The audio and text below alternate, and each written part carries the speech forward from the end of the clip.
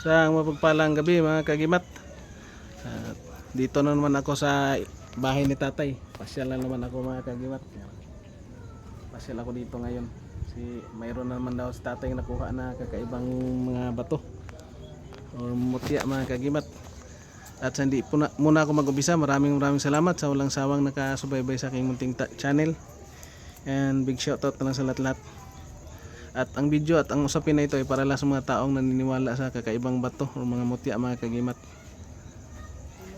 Pasintabi na sa mga taong hindi naniniwala mga kagimat. Usa na po imong ipakita tay nga Kini salsagan gid siya.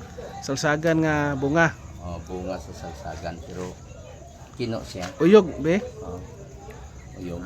Muna salsagan gid tay. Salsagan nga muna ito mga kagimat yung salsagan na pakstil tawag mga kagimat pero alog mga kagimat.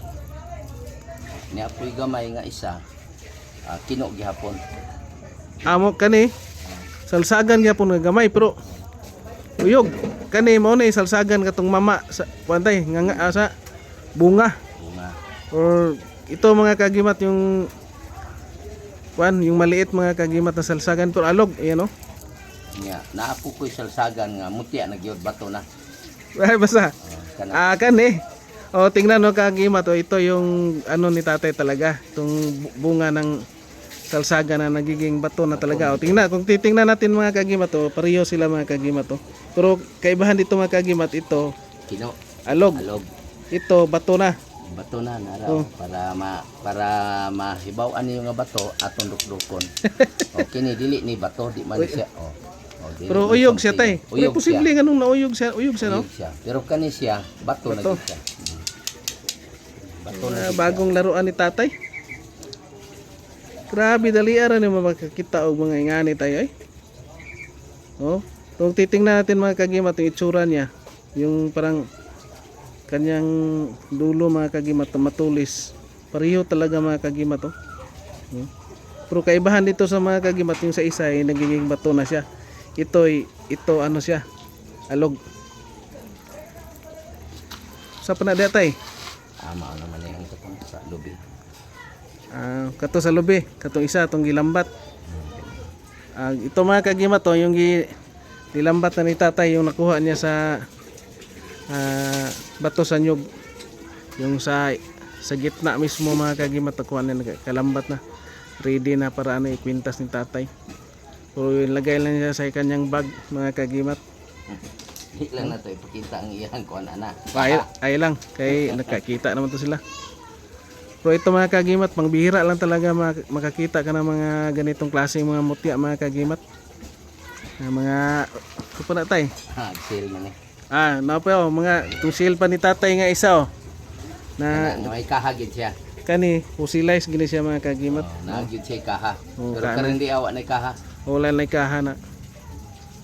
Kani may grabe ka solid talaga masyado mga kagimat to pang ganda ito pang pangkahan niya. Tinatawag ito sa mga pang ano ito talaga pang guom maraming gamit ito mga kagimat at maganda din ito daw sasabi sa hanap buhay yung shell na buo na nagiging bato. Kuan din siya tay tuway nga shell o tuway nga kinason mga kagimat na wala talagang butas. Mo na gingan lag imbaw. Imbaw na imbaw. Ambot imbaw tuway masiguro ni. Tuway mo na yung natuway daw. Nang shell nga tuway. Tatay daming mga laruan si tatay.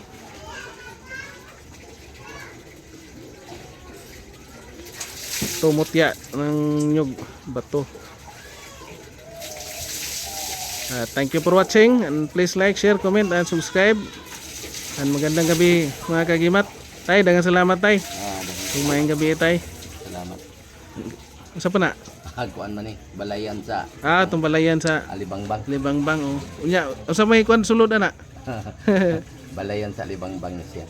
Pero ang sulod niya na apoy siya sulod.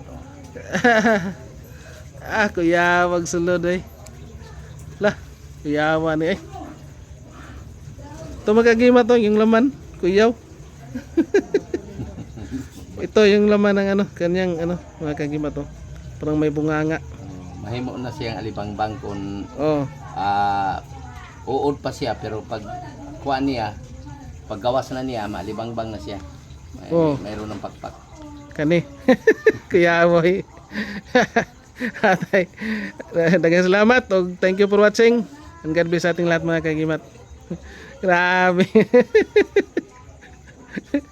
Mayo gyud pagka